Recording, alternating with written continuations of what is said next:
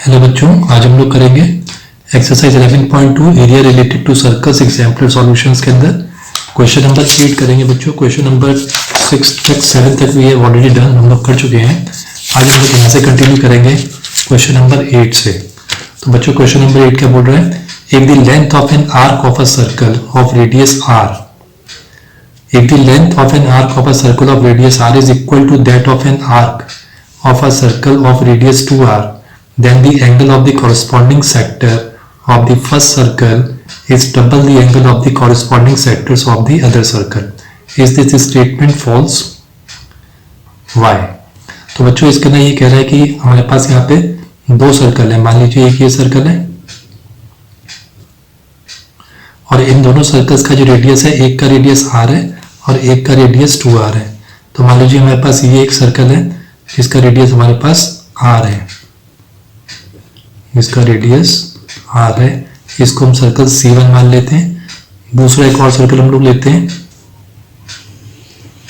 क्योंकि उसने कहा है कि इस वाले सर्कल का जो रेडियस है वह 2r है। तो इन दोनों का इसका रेडियस जो है 2r, इट्स मीन ये बिगर सर्कल है। तो कह रहा है कि इन दोनों की जो लेंथ है और आर्क की वो इक्वल है। यानी कि अगर मैं मान लूँ कि इसका आर्क A से लेकर B तक है, AB आर्क है इसका, और इसका हम मान लेते हैं C and D, CD arc.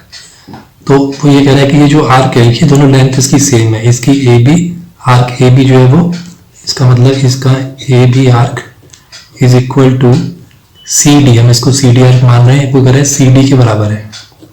लेकिन इनके रेडियस फर्क है, इसका रेडियस r है, ठीक है बच्चों, और इसका रेडियस जो है वो 2r है। यानी ये भी r हो गया, ये भी 2r हो गया। तो if the length of an arc of a circle of radius r is equal to that of an arc of a circle of radius 2r, यानी कि ये दोनों आर्क तो सेम है लेकिन रेडियस इसका r है, इसका ट्वाइस है, 2r है इसका। देन वो कह रहा है then the angle of the corresponding sector of the first circle. तो कह रहा है यहाँ पे जो इसके अंदर एंगल बन रहा है, ये सेक्टर के अंदर जो एंगल बन रहा है और इस वाले का जो एंगल है of the first sector is double the angle of the corresponding sector of the other circle. तो कह रहा है कि ये वाला एंगल जो है, ये वाला एंगल जो है ये डबल है इस एंगल के। मान लीजिए इसके अंदर इस वाले एंगल को हम लोग π1 मान लेते हैं, इस वाले एंगल को, सॉरी पाई नहीं, इसको हम θ1 मान लेते हैं, और इस वाले एंगल को हम यहाँ पर इसके अंदर बनेगा बच्चों ये सेक्टर, इसके साथ ये बनेगा। अगर ये आर्क यहाँ तक है तो हमारा सेक्टर ये वाला बना है यहाँ पे OCD, तो ये सेक्टर है। तो ये मान लीजिए हमारा ये θ2 है। तो यहाँ पे वो कह रहा है then the angle of the corresponding sectors of the first circle का जो है इस double the angle of the, यानी कि ये θ1 है तो ये ट्वाइस ऑफ θ1 है। तो हमें ये चेक करना है इसके अंदर। हम देखते हैं बच्चों इसके अंदर क्या क्या गिवन है। इसके अंदर इसमें दिया हुआ है, मान लेते let two circles C1 and C2 of radius. तो बच्चों रेडियस का क्या दिया हुआ है? R दिया हुआ है, दूसरे का 2R है, with centres O and O dash मान लेते हैं। जैसे यहाँ पे हमने उसका O माना था, इसको O डैश मान लेते हैं। दो डिफरेंट सर्कल्स हैं ये, ओके, रिस्पेक्टिवली। उसके बाद क्या गिवन है? गिवन क्या क्या है हमने जैसे बताया था यहाँ पे आर्क जो है that the arc length AB of C1 circle is equal to arc length CD of C2 circle, C2 वाले के बराबर है। तो यानी कि ये मान लेते हैं कि मान लेते हैं हम लोग लेट AB का जो आर्क है वो बराबर है CD आर्क के। इसको हम एक वैल्यू मान लेते हैं, मान लीजिए इसको मान लेते हैं L मान लेते हैं इसको। अब जो दोनों की जो डिग्रीज जो बनेंगे यहाँ पर, क्योंकि तो डिफरेंट, उसको हम θ1 और θ2 नाम दे देते हैं। So now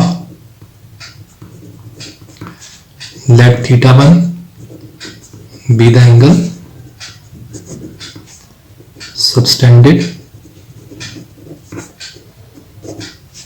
by arc A B, ठीक है बच्चों। ये θ1 के अंदर हम ये ए बी के यहाँ पे सब्सटेंड कर रहे हैं θ1, और दूसरे वाले में ये θ1 है and θ2 be the angle subtended by arc C D, ठीक है बच्चों। तो हमको पता है कि इसका लेंथ ऑफ आर्क का फॉर्मूला हमें पता होना चाहिए। क्या होता है, हमने इसको आर्क जो अपने खुद अपना एल माना है, तो एल इजिकल टू फॉर्मूले के हिसाब से देखा जाए तो θ/360 डिग्री इंटू 2πr होगा।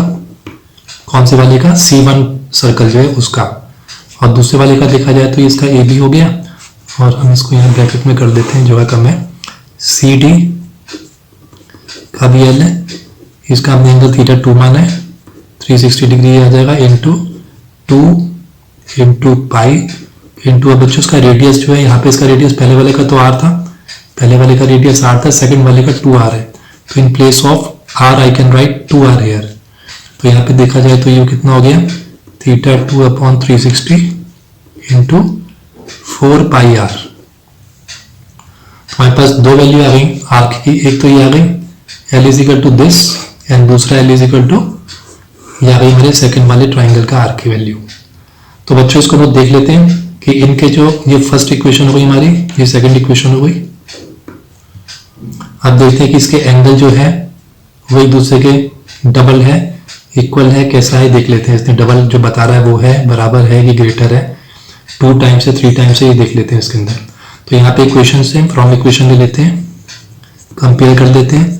फ्रॉम इक्वेशन 1 एंड 2 देखा जाए तो ठीक है, उसने बोला है कि ये दोनों L इस L के बराबर है, तो इस हिसाब से हमारा θ1/360 into 2πr should be equal to किसके बराबर होना चाहिए, θ2/360 इंटू 4πr के बराबर। तो बच्चों इसको अगर आप कंपेयर करोगे इसके एंगल्स को, तो 360 से 360 कैंसिल आउट हो जाएगा, πr से πr कैंसिल आउट हो जाएगा, 2 से कैंसिल आउट हो जाएगा, ये 2 हो जाएगा। तो यहाँ पे इसको हम देखें तो ये निकला हमारा π1 इज इक्वल टू 2θ2 बच्चों, थीटा है ये, तो θ1 इज इक्वल टू 2θ2। तो हमने क्या देखा कि जो एक एंगल जो angle of the corresponding sector जो है ऑफ C1 का, वो डबल है the angle of the corresponding sector of C2। तो हमने देखा यहाँ पे जो गिवन है ये स्टेटमेंट जो है ट्रू है। ये वाला जो फर्स्ट सर्कल है ये θ1 ने माना था θ1, तो θ1 की वैल्यू किसके बराबर है, ट्वाइस ऑफ थीटा, सेकंड वाले सर्कल की ट्वाइस है थीटा, यानी कि उसका डबल है ये वाला एंगल। तो इससे हमें पता चल जाता है कि ये जो स्टेटमेंट है ये ट्रू है। फर्स्ट सर्कल C1 का जो थीटा है वो किसके बराबर है, इसके ट्वाइस के बराबर है, ट्वाइस ऑफ θ2। तो therefore this statement is true. अब बच्चों हम लोग करते हैं क्वेश्चन नंबर 9। क्वेश्चन 9 है the area of 2 sectors of 2 different circles, area of 2 sectors or 2 different circles with equal corresponding arc lengths are equal. Is this statement true? तो बच्चों इसके अंदर क्या है कि ये ट्रू है for the arcs of the same circle। जिस केस के अंदर यहाँ पे बताया 2 different circles, तो ये हम 2 सर्कल्स को देखें, एक छोटा ले लेते हैं एक थोड़ा बड़ा, ठीक है। तो इन दोनों केस के अंदर क्या होगा कि अगर इनके ये सेम सर्कल होते तो इनका आर्क बराबर है, लेकिन अगर इनका रेडियस अलग है, मान लीजिए इसका r है, इसका समथिंग 2r और 3r वट जो भी हो 2r है, तो उस केस के अंदर रेडियस के फर्क होने की वजह से इनके जो कॉरेस्पॉन्डिंग जो लेंथ है वो जरूरी नहीं कि बराबर हो। तो the area of 2 sectors of different circles with equal corresponding arc lengths are equal. Is this statement true? क्योंकि बच्चों इसके आर में फर्क आ जाएगा। The area of 2 sectors of 2 different circles, जो एरिया है और 2 सेक्टर्स और डिफरेंट 2 सर्कल्स जो है वो इक्वल है with equal corresponding arc length. इनके ये जो आर्क से मान लीजिए कि हमारा ए बी है, ये इसका मान लीजिए सी डी है, ये इक्वल है। So is this statement true? तो बच्चों ये तभी ट्रू होगी जब ये दोनों सेम सर्कल होंगे। It is true for arcs of the same circle, लेकिन डिफरेंट सर्कल के अंदर ऐसा पॉसिबल नहीं होगा, क्योंकि डिफरेंट सर्कल्स के अंदर जो लेंथ है रेडियस की वो फर्क हो जाएगी। और आर्क जो निकालते हैं बच्चों वो हम लोग रेडियस की हेल्प से निकालते हैं। यहाँ पे रेडियस होता है हमारे फॉर्मूले के अंदर आर, तो आर होने की वजह से आर डिफरेंट होंगे, तो हमारे आर्क में दोनों में अलग अलग वैल्यूज आएंगी। तो therefore it is true for arcs of the same circle. तो सेम सर्कल होगा तो सेम रेडियस होगा, सेम रेडियस होगा तो इसका आर्क भी सेम होगा। But in different circles, different circles का मतलब क्या होगा बच्चों? Different circles means different radius. It is not possible.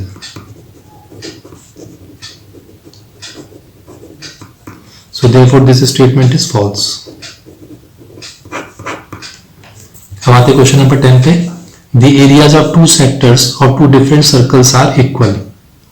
Is it necessary that the corresponding arc lengths are equal? तो कह रहा है कि यहाँ पे जो एरियाज हैं सर्कल्स तो डिफरेंट ही है, एक छोटा एक बड़ा हो सकता है इसके अंदर। अब वो कह रहा है इनका जो एरिया है इसके सेक्टर का, मान लीजिए ये एक एरिया हो गया और एक ये हो गया, ये कह रहा है इन दोनों के एरिया जो है वो तो बराबर है, टू डिफरेंस इक्वल। तो क्या नेसेसरी है कि इसके कॉरेस्पॉन्डिंग जो आर्क्स है, यानी इसका जैसे ए बी है, तो क्या वो जरूरी है इस सी डी के बराबर हो? तो ऐसा नहीं होगा बच्चों, वही बात आ गई इसके अंदर, क्योंकि आर्क काउंट करें, अगर हम आर्क को सॉल्व करेंगे तो उस केस में आर्क को हम सॉल्व करेंगे तो उस केस में आर जो है डिफरेंट होंगे, क्योंकि आर तो डिफरेंट है हर आर में, क्योंकि ये डिफरेंट सर्कल्स हैं तो इनके आर अलग हैं, तो आर अलग होंगे इसके। ये आर है, मान लीजिए ये आपका 2r है, तो उसके इसके अंदर इसकी जो आर्क भी जो है वो अलग अलग होंगे। तो इसके इसमें क्या लिखेंगे, इसको फॉल्स लिखेंगे। तो हम बस इसमें लिख सकते हैं it is true for arcs of the same circle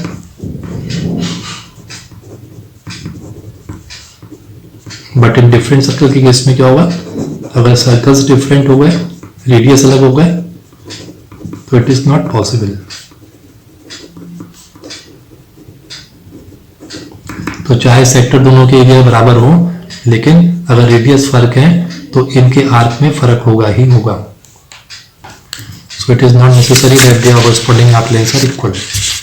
11th question है, is the area of the largest circle that can be drawn inside a rectangle of length a centimeter and breadth b centimeter where a is greater than b। तो ये एक rectangle बना हुआ बच्चों यहाँ पे, जिसके अंदर लेंथ जो है वो कितनी है a और ब्रेथ वो कह रहा है यहाँ पर कितनी है, length a and breadth is b centimetre.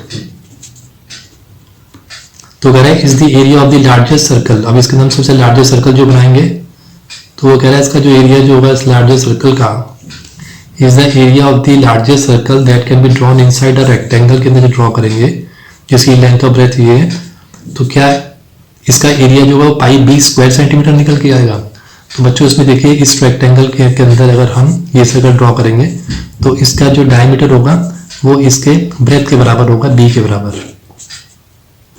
तो इसका डायमीटर कितना हो गया बच्चों इस केस में, बी सेंटीमीटर हो गया। तो बी सेंटीमीटर हो गया तो इट्स मीन इसका रेडियस कितना हुआ, b/2 सेंटीमीटर।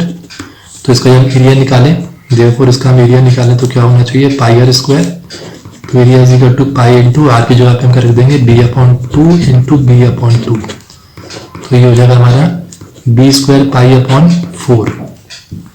तो इसने कहा बच्चों पाई b स्क्वायर सेंटीमीटर, बच्चों ये स्क्वायर है सेंटीमीटर स्क्वायर, तो पाई b स्क्वायर सेंटीमीटर स्क्वायर बोला, अदरवाइज वैसे क्या है ये b² पाई/4 सेंटीमीटर स्क्वायर आ रहा है। ठीक है बच्चों, तो इस केस में क्या है, ये स्टेटमेंट फॉल्स है, क्योंकि मैक्सिमम जो यहाँ पे जो लार्जेस्ट सर्कल आएगा तो उसकी डायमीटर जो है वो इसकी लेंथ नहीं होगी, इसकी जो ब्रेथ छोटी वाली होगी उसके बराबर ही इसका डायमीटर बनेगा। अदरवाइज हम इस तरीके से यह सर्कल बनाते तो ये ओवल शेप में हो जाएगा, सर्कल नहीं बनेगा। ओके स्टूडेंट्स, 11 के बाद हम लोग करते हैं 12 देखते हैं। Circumference of two circles are equal. इसने कहा कि जो सर्कमफ्रेंस है कि टू सर्कल्स के इक्वल है, is it necessary that their areas be equal. तो बच्चों ये ट्रू है, क्योंकि सर्कमफ्रेंस या दोनों के बराबर है तो इट्स मीन दोनों की आर की वैल्यू बराबर है। मान लीजिए ये c is equal to 2 pi r है c1 और ये c2 है मान लीजिए 2 पाई आर। तो इस केस में ये 2 पाई आर के बराबर है। ठीक है, तो इनके एरियाज भी सेम होंगे। क्यों, क्योंकि मान लीजिए इसका सर्कमफ्रेंस हम मान लेते हैं, इसका सर्कमफ्रेंस 22 है, हम एज्यूम कर लेते हैं समझने के लिए फॉर एग्जाम्पल दैट इज मान लेते हैं 22 2 पाई आ रहा है, तो इसकी भी 22 इज इक्वल टू 2 पाई आ रहा है। तो आप देख सकते हैं इसके अंदर दोनों के अंदर जो इसकी आर की वैल्यू आएगी वो सेम ही आ रही है। तो जब रेडियस दोनों के सेम है तो सीधी सी बात है कि उनके एरिया भी बराबर होंगे, क्योंकि एरिया के अंदर भी हमारे को सिर्फ पाई आर स्क्वायर और पाई स्क्वायर की जरूरत पड़ती है। तो रेडियस बराबर तो इसके एरिया भी बराबर, तो सर्कमफ्रेंस बराबर है तो इसका मतलब रेडियस बराबर है, और रेडियस बराबर है तो इट्स मीन इन दोनों के एरिया भी बराबर होंगे। तो इट्स मीन ये ट्रू है। 13 देखते हैं, areas of two circles are equal. जो दो एरिया दो सर्कल है उसका एरिया इक्वल है। Is it necessary that the circumferences are equal? Why? तो बच्चों उसी का कन्वर्स कर दिया इसने।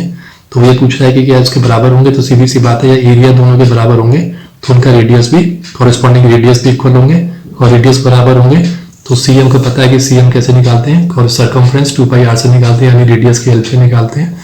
तो इन दोनों का सर्कमफ्रेंस ही बराबर होगा। तो इस केस में भी ट्रू है ये। तो if areas of two circles are equal then their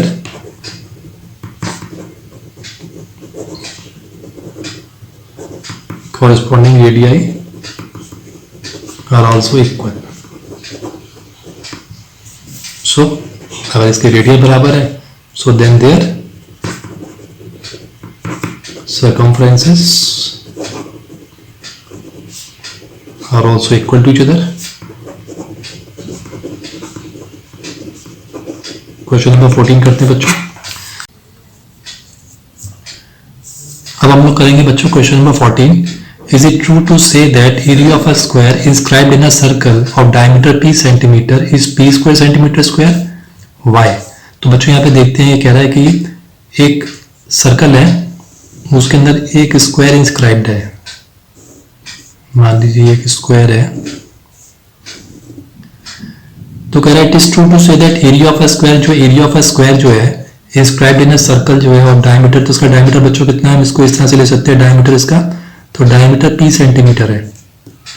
ठीक है, तो कह रहा है क्या इस स्क्वायर का एरिया क्या p स्क्वायर सेंटीमीटर स्क्वायर होगा? तो बच्चों चेक करते हैं, इस स्क्वायर में देखा जाए अगर तो ये स्क्वायर इस सर्कल का डायमीटर जो है, तो हम ले सकते हैं diameter of a circle is equal to diagonal of a square. तो बच्चों ये डायमीटर भी है सर्कल का, और साथ में देखा जाए तो ये इस स्क्वायर का डायगोनल भी है। ठीक है बच्चों, और बच्चों हमको ये बात पता है यहाँ पे कि ये दोनों चीजें कितनी हो गई, p सेंटीमीटर हो गई, और हमको पता है कि डायगोनल ऑफ अ स्क्वायर का फॉर्मूला क्या होता है, डायगोनल ऑफ अ स्क्वायर होता है हमारे पास √2s होता है। तो देखो यहाँ पे डायगोनल ऑफ अ स्क्वायर हमने कितना माना है, p माना है, तो p is equal to √2s हो गया। तो साइड देखी जाए तो इस हिसाब से कितनी हुई, p अपॉन √2 हो गया, p अपॉन √2 सेंटीमीटर इसकी साइड हो गई बच्चों। तो इसमें अगर एरिया देखा जाए तो कितना होना चाहिए, area of a square, therefore area of a square is equal to s square. तो इट्स मीन s स्क्वायर का मतलब हमने s की वैल्यू कितनी ले रखी है, p अपॉन √2 निकली है इंटू p अपॉन √2। तो इट्स मीन हो गया p square upon √2 into √2 2 centimetre square. तो बच्चों यहाँ पे जो इसने एरिया दिया हुआ है वो ये कह रहा है p square centimetre square area है स्क्वायर का, लेकिन हमने यहाँ पे देखा है p सेंटीमीटर के हिसाब से डायगोनल की हेल्प से इसकी साइड जो है स्क्वायर की जो साइड्स हैं ये आ रही है p अपॉन √2 सेंटीमीटर, और ये भी आ रही है p अपॉन √2 सेंटीमीटर, चारों साइड यही है। तो देयरफॉर इसका एरिया देखा जाए काउंट करें इवेल्युएट करें तो s इंटू एस है, तो s की value p upon √2 into p upon √2, तो p square upon 2 centimetre square इसका एरिया आ रहा है। तो बच्चों इसलिए ये जो स्टेटमेंट दे रखी है दिस इज फॉल्स। बच्चों इस तरीके से क्वेश्चंस करेंगे। 14 ये आपकी एक्सरसाइज 11.2 खत्म हो गई है। नेक्स्ट हम 11.3 जल्दी भेजेंगे। शेयर करिए अपने क्लासमेट्स के साथ, सब्सक्राइब जरूर करिए, जिससे आपको आगे वीडियोस मिलती रहेंगी। थैंक यू बच्चों।